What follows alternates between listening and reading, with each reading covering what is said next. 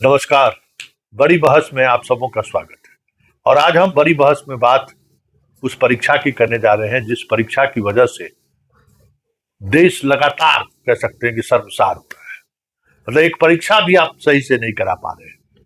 मतलब ये उपहास का विषय बन चुका है कि भारत की सरकार एक परीक्षा कदाचार मुक्त कराए, ये भी संभव नहीं हो पा रहा है। लगातार 2024 में भी हुआ और 2026 में भी। और बेशर्मी ये गई है कि इस दोनों परीक्षा के दौरान जो बातें सामने आई, इसको लेकर न तो परीक्षा कराने वाली एजेंसी सीख लेने को कोई तैयार है, ना ही सरकार। हाँ, आज फिर से एक परीक्षा की तिथि निर्धारित कर दी गई है। अब ऑनलाइन परीक्षा होगा। ऑनलाइन परीक्षा की क्या स्थिति है इस देश में, किसी से छुपी हुई नहीं है। सर्वर ही हैक हो जाता है, बड़ा मुश्किल है कहना। लेकिन एक सवाल है, क्या इस देश में परीक्षा, एक परीक्षा जो हम नहीं करा पा रहे हैं, कोई ऐसा उपाय है जिससे हम निष्पक्ष, कदाचार मुक्त, सॉल्वर गैंग सबों की भूमिका से इतर हम निष्पक्ष परीक्षा करा सके? क्योंकि सरकार, बिहार की सरकार ने भी और भारत की सरकार ने भी इस तरीके की परीक्षा में कदाचार रोकने को लेकर कड़े से कड़े कानून बनाए गए, लेकिन कानून का कोई डर दूर दूर तक दिखाई नहीं दे रहा है। जितने लोग पकड़े जा रहे हैं, 6 महीने 1 साल में जेल से बाहर हो जा रहे हैं, फिर ट्रायल चल रहा है। क्या हुआ नहीं हुआ किसी को कुछ भी पता नहीं है। चीजें चलती रहती हैं। फिर दूसरी परीक्षाएं में इसी तरीके सभी बिहार में देखे ही है। बीपीएससी की परीक्षा में प्रश्न पत्र लीक हुआ, फिर अब नीट वाले में हो गया। सर, ये जो परीक्षा में प्रश्न पत्र लीक का जो बीमारी हो गया है पूरे देश में, क्या कोई पद्धति है जिससे इसको रोका जा सके? संतोष जी, ये विषय बहुत गंभीर है और मैंने भी, चूंकि मेरा थोड़ा इंटरेस्ट पढ़ाने में रहता है, कोचिंग तो मैं नहीं कहूँगा, तो मैंने इस पर थोड़ा ध्यान लगाया और स्टडी हमने किया कि और भी बड़े बड़े देश हैं जो भारत से भी बड़े हैं, पॉपुलेशन में करीब करीब बराबर है, वहाँ क्या होता है और कैसे होता है। तो आई केम अक्रॉस चीन में इससे बड़े लेवल की परीक्षा ऑर्गेनाइज होती है।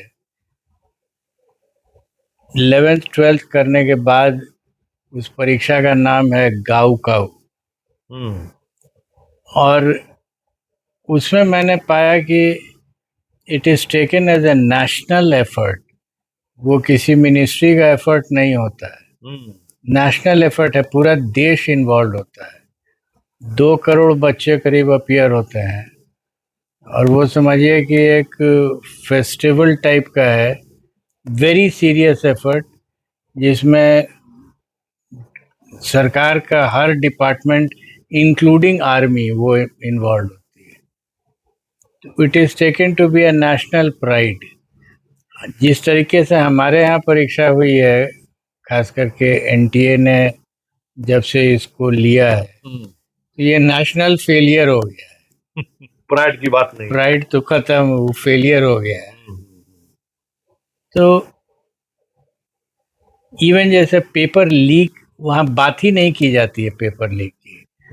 इनफैक्ट ये समझा जाता है कि अगर कोई आदमी प्रयास करेगा पेपर लीक करने का तो उसको इतनी कड़ी सजा मिलेगी कि लोग हिल जाएंगे, और लोग जानते हैं कि बहुत कड़ी सजा मिलेगी। इसको उस लेवल पर जब तक नहीं लाया जाएगा, जैसे क्वेश्चन पेपर लीक नहीं हो, आर्मी इन्वॉल्व की जाती है। आर्मी के जो स्टोरेज है उनका, सिस्टम्स का, उनके यहाँ भी तो बहुत सारे पेपर्स ऐसे ही रहते हैं जहाँ घुसना मुश्किल है।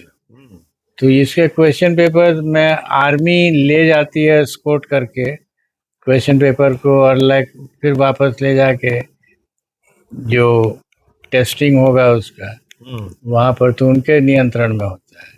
हिम्मत कोई नहीं करता है कि इसको हम, यहाँ तो ठेका हो जाता है कि एनटीए ने किसी को ठेका दे दिया और उस ठेका से पेपर ही बिक गया। अनहर्ड ऑफ है, हम्म, और वो लोग इसको मानता है कि ये मेरा प्राइड है, हम्म। हमारे बच्चे निकलेंगे तो इसी से निकल के आईएएस लेवल पर जाएंगे। ये यहाँ मतलब ये तभी संभव है जब सारे सरकार के जितने भी अंग हैं सारे मतलब एक नेशनल प्राइड के रूप में इंडिया भी देखे। स्वाभाविक है कि भाई हम ये अभी मान ही नहीं रहे हैं कि इस तरीके की परीक्षा में जो लोग आ रहे हैं सिर्फ डॉक्टर ही नहीं बन रहे हैं, एक इस देश का समझिए वो पिलर है। इंजीनियर ही नहीं बन रहा है सिर्फ अपने कमाई के लिए नहीं, मतलब जहां होगा वो देश के निर्माण में देश के आगे बढ़ने में योगदान देगा। ये कंसेप्ट अभी इस देश में है ही नहीं। लगता है जैसे छात्र मतलब एक है ना कि भाई अपने पढ़ लेगा लिख लेगा देख लेगा। सही आपने कहा, यूपीएससी क्वालिफाई कर गया तो ठीक है, कर गया तब उसका ढोल बजा दीजिए। हाँ लेकिन सब जगह इस माला तरह बना के घुमा दीजिए। माँ बाप को जैसे बैठा के कोचिंग जहाँ पढ़ाई किए वहां खूब तस्वीर छपवा लीजिए बस। तो प्राइड का एलिमेंट इसमें है ही नहीं।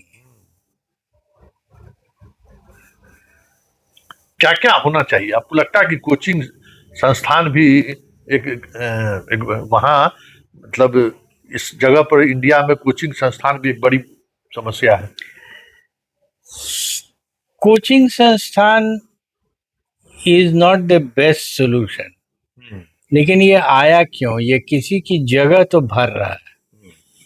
आपके स्कूल कॉलेजेस में स्थिति बेहद खराब हो गई है। हम्म, इनफैक्ट चूंकि मेरा इंटरेस्ट था खास करके मैथमेटिक्स और फिजिक्स या विज्ञान कहिए, छोटे बच्चे के लेवल से लेके 11th-12th तक के लिए, तो मैंने तत्कालीन मुख्यमंत्री जी को रिक्वेस्ट किया था कि हमारे पास भी इसी स्टेट के लिए, हम्म, पूरे देश के लिए नहीं, इस स्टेट में हमारे यहाँ व्यवस्था थी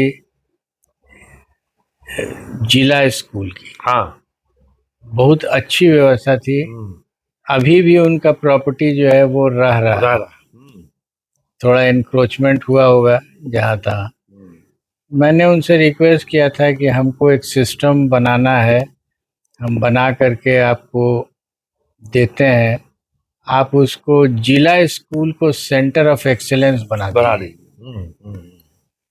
उन्होंने सुना, कहा हाँ ये तो अच्छा आइडिया है, आप लिख करके प्रोग्राम प्लान दीजिए।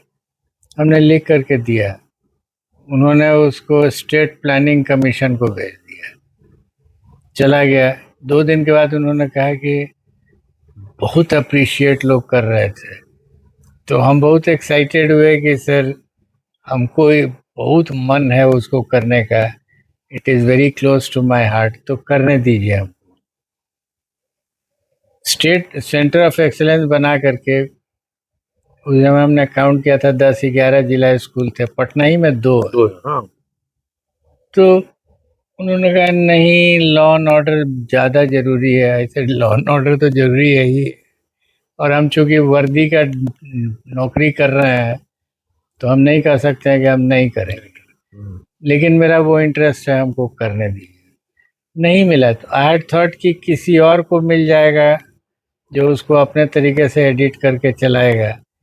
आज स्थिति ये होती है उसमें कि ऑन एन एवरेज पुराने ज़िलों से 200 बच्चे पर ईयर निकलते, उनको क्लास 7-8 से गाइड किया जाता, 12 तक आते आते तो एक पूरी फौज हो जाती हम्म, जो टैलेंटेड स्टूडेंट। और टैलेंट ऐसा नहीं रहता है कि भगवान का दिया हुआ चीज़ है, टैलेंट करीब करीब सबके पास पास, रहता है, आप थोड़ा उसको मोल्ड कीजिए वो बहुत ऊपर उठ जाता है। हम्म, लेकिन वो भी ख़त्म हो गया। फिर एक बार हमने सजेस्ट किया था कि सर आईआईटी और आईआईएम से जितने लोग निकलते हैं तो उनके प्लेसमेंट के लिए बहुत सारी कंपनियां जाती हैं वहाँ, तो हमको अलाउ कर दीजिए बिहार गवर्नमेंट को रिप्रेजेंट करके, और उनको रिक्वेस्ट करें बच्चों को, खास करके बिहारी बच्चों को, कि चलो तुम लोग निकल गए, अब हम लोग फैसिलिटीज़ देंगे, कुछ ऑपरेशंस करो बिहार में। अपना दिमाग लगाओ और सोच हाँ, के हाँ, बताओ। बहुत अच्छा लगा, लेकिन उसको नहीं इम्प्लीमेंट हुआ। हाँ, मतलब लगता है कि मतलब ये हमारे राष्ट्र के निर्माण में ये एक अवयव है, मतलब इसके बगैर आप राष्ट्र सोच ही नहीं सकते। ये ना नेता समझने को तैयार है और ना हम अभिभावक भी समझने को तैयार नहीं है कि भाई इसके बगैर सब कुछ अधूरा है। अक्षर ज्ञान अगर मतलब शिक्षा मतलब अक्षर ज्ञान आप पढ़ लिए ना, सब गांव गांव में कॉलेज खोल दीजिए, स्कूल खोल दीजिए, बस इससे ही मतलब रह गया। ऐसी परिस्थिति में जो अभी वर्तमान चर्चा जो हो रही है, उसमें एक आखिरी सवाल मेरा होगा कि क्या बेहतर हो सकता है स्कूलिंग को लेकर, कॉलेज को लेकर और इस तरीके के परीक्षा को लेकर? मैंने बहुत सोचा कि आफ्टर ऑल इतने वेल मीनिंग लोग हैं जो मुख्यमंत्री के पद पर आते हैं और अच्छा उन्होंने काम भी किया है, लेकिन जब पढ़ाई की बात की जाती है, शिक्षा की बात, तो वो सेंसिटिविटी ख़त्म हो जाती है। इस पर हम बहुत सोच रहे थे कि आफ्टर ऑल ये ख़त्म क्यों हो जाती है। जब वो बहुत अच्छे हैं तो पढ़ाई के मामले में भी सेंसिटिव होना चाहिए। और जो बात हमको समझ में आई वो ये है कि ये सब जो वोटर्स हैं वो बच्चे नहीं हो सकते हैं, स्कूल के बच्चे नहीं हो सकते हैं। उनको डायरेक्ट फ़ायदा नहीं, उनको अगर फ़ायदा आप कराइएगा तो वो वोट में कन्वर्ट नहीं होता है।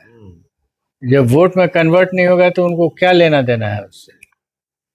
अब इसको और थोड़ा गौर से देखिए, जितने सरकारी अफसर हैं, सॉरी एम्प्लॉयज़ हैं, उनमें से कौन सा अंग ऐसा है जो इलेक्शन के दिन डायरेक्टली इन्वॉल्व होता है? दो हैं, एक टीचर्स, दूसरा पुलिस, बूथ पर इन्वॉल्व होते हैं, और दूसरा सिपाही जी, और उनके ऊपर जो दरोगा जी रहते हैं वो। तो इसीलिए आप देखिएगा जितने भी पॉलिटिशियंस हैं जिनका इंटरेस्ट रहता है वो सिपाही और टीचर्स में रहता है, संख्या ज़्यादा है और वही डायरेक्टली इन्वॉल्व होता है।